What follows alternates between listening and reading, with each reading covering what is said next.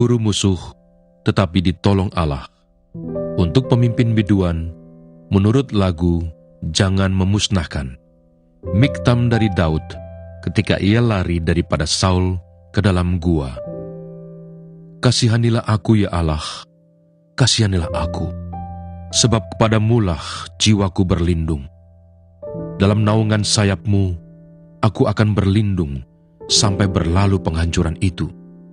Aku berseru kepada Allah yang maha tinggi, kepada Allah yang menyelesaikannya bagiku. Kiranya ia mengirim utusan dari surga dan menyelamatkan aku, mencela orang-orang yang menginjak-injak aku. Kiranya Allah mengirim kasih setia dan kebenarannya.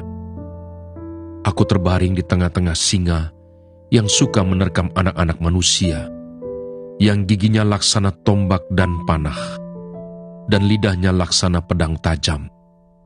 Tinggikanlah dirimu mengatasi langit ya Allah. Biarlah kemuliaan-Mu mengatasi seluruh bumi. Kembali ke Galilea. Dan setelah 2 hari itu Yesus berangkat dari sana ke Galilea, sebab Yesus sendiri telah bersaksi bahwa seorang nabi tidak dihormati di negerinya sendiri. Maka setelah ia tiba di Galilea, orang-orang Galilea pun menyambut dia, karena mereka telah melihat segala sesuatu yang dikerjakannya di Yerusalem pada pesta itu, sebab mereka sendiri pun turut ke pesta itu. Yesus menyembuhkan anak pegawai istana. Maka Yesus kembali lagi ke Kana di Galilea, di mana ia membuat air menjadi anggur. Dan di Kapernaum ada seorang pegawai istana, anaknya sedang sakit. Ketika ia mendengar bahwa Yesus telah datang dari Yudea ke Galilea, pergilah ia kepadanya lalu meminta supaya ia datang dan menyembuhkan anaknya, sebab anaknya itu hampir mati. Maka kata Yesus kepadanya, "Jika kamu tidak melihat tanda dan mukjizat, kamu tidak percaya." Pegawai istana itu berkata kepadanya, "Tuhan, datanglah sebelum anakku mati." Kata Yesus kepadanya, "Pergilah, anakmu hidup." Orang itu percaya akan perkataan yang dikatakan Yesus kepadanya, lalu pergi. Ketika ia masih di tengah jalan, hamba-hambanya telah datang kepadanya dengan kabar bahwa anaknya hidup. Ia bertanya kepada mereka, pukul berapa anak itu mulai sembuh? Jawab mereka, "Kemarin siang pukul 1 demamnya hilang." Maka teringatlah ayah itu, bahwa pada saat itulah Yesus berkata kepadanya, "Anakmu hidup." Lalu ia pun percaya, ia dan seluruh keluarganya. Dan itulah tanda kedua yang dibuat Yesus ketika ia pulang dari Yudea ke Galilea. Penyembuhan pada hari Sabat di kolam Betesda. Sesudah itu ada hari raya orang Yahudi dan Yesus berangkat ke Yerusalem. Di Yerusalem, dekat pintu gerbang domba, ada sebuah kolam yang dalam bahasa Ibrani disebut Betesda. Ada 5 serambinya, dan di serambi-serambi itu berbaring sejumlah besar orang sakit, orang-orang buta, orang-orang timpang, dan orang-orang lumpuh, yang menantikan goncangan air kolam itu. Sebab sewaktu-waktu turun malaikat Tuhan ke kolam itu, dan menggoncangkan air itu, barang siapa yang terdahulu masuk ke dalamnya, sesudah goncangan air itu, menjadi sembuh, apapun juga penyakitnya. Di situ ada seorang yang sudah 38 tahun lamanya sakit. Ketika Yesus melihat orang itu berbaring di situ, dan karena ia tahu bahwa ia telah lama dalam keadaan itu, berkatalah ia kepadanya, "Maukah engkau sembuh?" Jawab orang sakit itu kepadanya, "Tuhan, tidak ada orang yang menurunkan aku ke dalam kolam itu apabila airnya mulai goncang. Dan sementara aku menuju ke kolam itu, orang lain sudah turun mendahului aku." Kata Yesus kepadanya, "Bangunlah, angkatlah tilammu dan berjalanlah." Dan pada saat itu juga sembuhlah orang itu. Lalu ia mengangkat tilamnya dan berjalan. Tetapi hari itu hari Sabat. Karena itu orang-orang Yahudi berkata kepada orang yang baru sembuh itu, "Hari ini hari Sabat dan tidak boleh engkau memikul tilammu." Akan tetapi ia menjawab mereka, "Orang yang telah menyembuhkan aku, dia yang mengatakan kepadaku, 'Angkatlah tilammu dan berjalanlah.'" Mereka bertanya kepadanya, "Siapakah orang itu yang berkata kepadamu, 'Angkatlah tilammu dan berjalanlah'?" Tetapi orang yang baru sembuh itu tidak tahu siapa orang itu, sebab Yesus telah menghilang ke tengah-tengah orang banyak di tempat itu. Kemudian Yesus bertemu dengan dia dalam bait Allah lalu berkata kepadanya, "Engkau telah sembuh, jangan berbuat dosa lagi, supaya padamu jangan terjadi yang lebih buruk." Orang itu keluar lalu menceritakan kepada orang-orang Yahudi bahwa Yesuslah yang telah menyembuhkan dia. Hakim-Hakim pasal 4. Debora dan Barak. Setelah Ehud mati, orang Israel melakukan pula apa yang jahat di mata Tuhan. Lalu Tuhan menyerahkan mereka ke dalam tangan Yabin, raja Kanaan, yang memerintah di Hasor. Panglima tentaranya ialah Sisera, yang diam di Haroset Hagoyim. Lalu orang Israel berseru kepada Tuhan, sebab Sisera mempunyai 900 kereta besi, dan 20 tahun lamanya ia menindas orang Israel dengan keras. Pada waktu itu Debora, seorang nabiah, istri Lapidot, memerintah sebagai hakim atas orang Israel. Ia biasa duduk di bawah pohon kurma Debora, antara Rama dan Betel di pegunungan Efraim, dan orang Israel menghadap dia untuk berhakim kepadanya. Ia menyuruh memanggil Barak bin Abinoam dari Kedes di daerah Naftali, lalu berkata kepadanya, "Bukankah Tuhan Allah Israel memerintahkan demikian? Majulah, bergeraklah menuju Gunung Tabor, dengan membawa 10.000 orang Bani Naftali dan Bani Zebulon bersama-sama dengan engkau, dan aku akan menggerakkan Sisera, panglima tentara Yabin, dengan kereta-keretanya dan pasukan-pasukannya, menuju engkau ke sungai Kison, dan aku akan menyerahkan dia ke dalam tanganmu." Jawab Barak kepada Debora, "Jika engkau turut maju, aku pun maju. Tetapi jika engkau tidak turut maju, aku pun tidak maju." Kata Debora, "Baik, aku turut. Hanya engkau tidak akan mendapat kehormatan dalam perjalanan yang engkau lakukan ini, sebab Tuhan akan menyerahkan Sisera ke dalam tangan seorang perempuan." Lalu Debora bangun berdiri dan pergi bersama-sama dengan Barak ke Kedes. Barak mengerahkan suku Zebulon dan suku Naftali ke Kedes. Maka 10.000 orang maju mengikuti dia. Juga Debora maju bersama-sama dengan dia. Adapun Heber, orang Keni itu, telah memisahkan diri dari suku Keni, dari anak-anak Hobab, ipar Musa, dan telah berpindah-pindah memasang kemahnya, sampai ke pohon Tarbantin di Saanaim yang dekat Kedes. Setelah dikabarkan kepada Sisera bahwa Barak bin Abinoam telah maju ke Gunung Tabor, dikerahkannyalah segala keretanya, 900 kereta besi, dan seluruh rakyat yang bersama-sama dengan dia, dari Haroset Hagoyim ke sungai Kison. Lalu berkatalah Debora kepada Barak, "Bersiaplah, sebab inilah harinya Tuhan menyerahkan Sisera ke dalam tanganmu. Bukankah Tuhan telah maju di depan engkau?" Lalu turunlah Barak dari Gunung Tabor, dan 10.000 orang mengikuti dia, dan Tuhan mengacaukan Sisera serta segala keretanya, dan seluruh tentaranya oleh mata pedang di depan Barak, sehingga Sisera turun dari keretanya dan melarikan diri dengan berjalan kaki. Lalu Barak mengejar kereta-kereta dan tentara itu sampai ke Haroset Hagoyim, dan seluruh tentara Sisera tewas oleh mata pedang. Tidak ada seorang pun yang tinggal hidup. Tetapi Sisera dengan berjalan kaki melarikan diri ke kemah Yael, istri Heber, orang Keni itu, sebab ada perhubungan baik antara Yabin, Raja Hasor, dengan keluarga Heber, orang Keni itu. Yael itu pun keluar mendapatkan Sisera dan berkata kepadanya, "Singgahlah tuanku, silakan masuk, jangan takut." Lalu singgahlah ia ke dalam kemah perempuan itu, dan perempuan itu menutupi dia dengan selimut.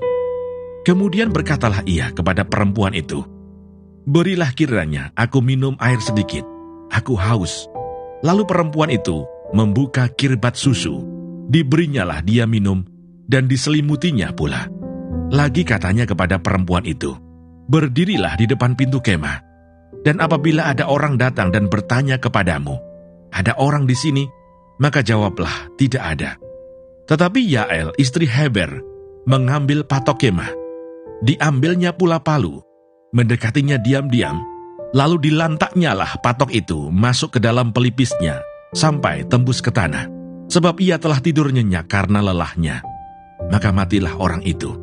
Pada waktu itu muncullah Barak yang mengejar Sisera. Keluarlah Yael mendapatkan dia dan berkata kepadanya, Mari, aku akan menunjukkan kepadamu orang yang kau cari itu. Lalu masuklah Barak ke dalam, dan tampaklah Sisera mati tergeletak dengan patok dalam pelipisnya. Demikianlah Allah pada hari itu menundukkan Yabin, raja Kanaan, di depan orang Israel, dan kekuasaan orang Israel kian keras menekan Yabin, raja Kanaan, sampai mereka melenyapkan Yabin, raja Kanaan itu. Hakim-Hakim pasal 5. Nyanyian Deborah. Pada hari itu bernyanyilah Deborah dan Barak bin Abinoam demikian, karena pahlawan-pahlawan di Israel siap berperang, karena bangsa itu menawarkan dirinya dengan sukarela. Pujilah Tuhan. Dengarlah ya raja-raja, pasanglah telingamu ya pemuka-pemuka. Kalau aku mau bernyanyi bagi Tuhan, bermazmur bagi Tuhan Allah Israel. Tuhan, ketika engkau bergerak dari Seir, ketika engkau melangkah maju dari daerah Edom, bergoncanglah bumi, tirislah juga langit, juga awan tiris airnya.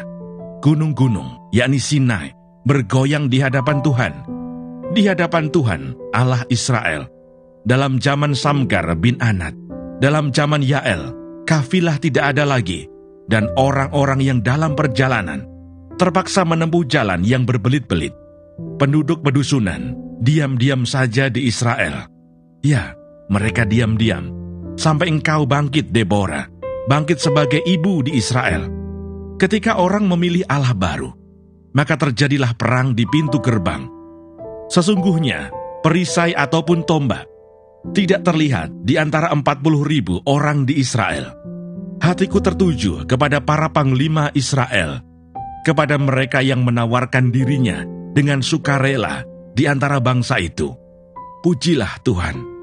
Kamu yang menunggang keledai betina putih, kamu yang duduk di atas permadani, kamu yang berjalan di jalan, ceritakanlah hal itu.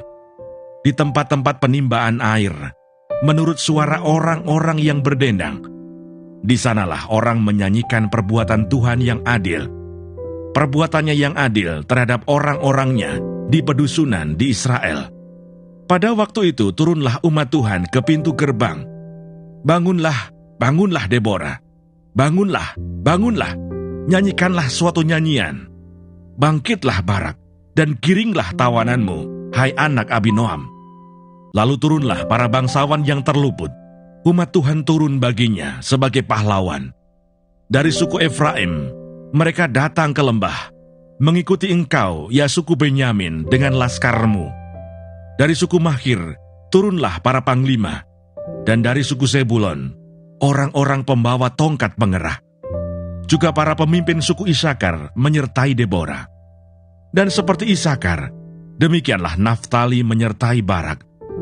Mereka menyusul dia dan menyerbu masuk lembah. Tetapi pihak pasukan-pasukan suku Ruben, ada banyak pertimbangan.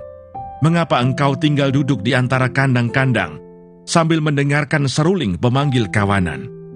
Di pihak pasukan-pasukan suku Ruben, ada banyak pertimbangan. Orang Gilead tinggal diam di seberang sungai Yordan, dan suku Dan, mengapa mereka tinggal dekat kapal-kapal? Suku Aser duduk di tepi pantai laut, tinggal diam di teluk-teluknya. Tetapi suku Zebulon ialah bangsa yang berani mempertaruhkan nyawanya. Demikian juga suku Naftali di tempat-tempat tinggi di padang. Raja-raja datang dan berperang. Pada waktu itu raja-raja Kanaan berperang dekat Ta'anah, pada mata air di Megido. Tetapi perak sebagai rampasan tidak diperoleh mereka. Dari langit berperang bintang-bintang, dari peredarannya mereka memerangi Sisera. Sungai Kison menghanyutkan musuh. Kison, sungai yang terkenal dari dahulu kala itu. Majulah sekuat tenaga, hai jiwaku. Ketika itu menderaplah telapak kuda, karena berpacu lari kuda-kudanya. Kutukilah kota Meros, firman malaikat Tuhan. Kutukilah habis-habisan penduduknya, karena mereka tidak datang membantu Tuhan sebagai pahlawan. Diberkatilah Yael istri Heber, orang Ken itu, melebihi perempuan-perempuan lain. Diberkatilah ia, melebihi perempuan-perempuan yang di dalam kemah. Air diminta orang itu, tetapi susu diberikannya. Dalam cawan yang indah, disuguhkannya dadih. Tangannya diulurkannya mengambil patok. Tangan kanannya mengambil tukul tukang. Ditukulnya Sisera. Dihancurkannya kepalanya. Diremukkan dan ditembusnya pelipisnya. Dekat kakinya orang itu rebah, tewas tergeletak. Dekat kakinya orang itu rebah dan tewas. Di tempat ia rebah, di sanalah orang itu tewas, digagahi. Dari jendela ibu Sisera menjenguk dan berseru dari tingkap, "Mengapa keretanya tak kunjung datang? Mengapa kereta-keretanya belum kedengaran?" Yang paling bijak di antara dayang-dayangnya menjawabnya, dan ia sendiri juga membalas perkataannya itu. Bukankah mereka mendapat jarahan dan membagi-baginya? Gadis seorang 2 untuk setiap orang.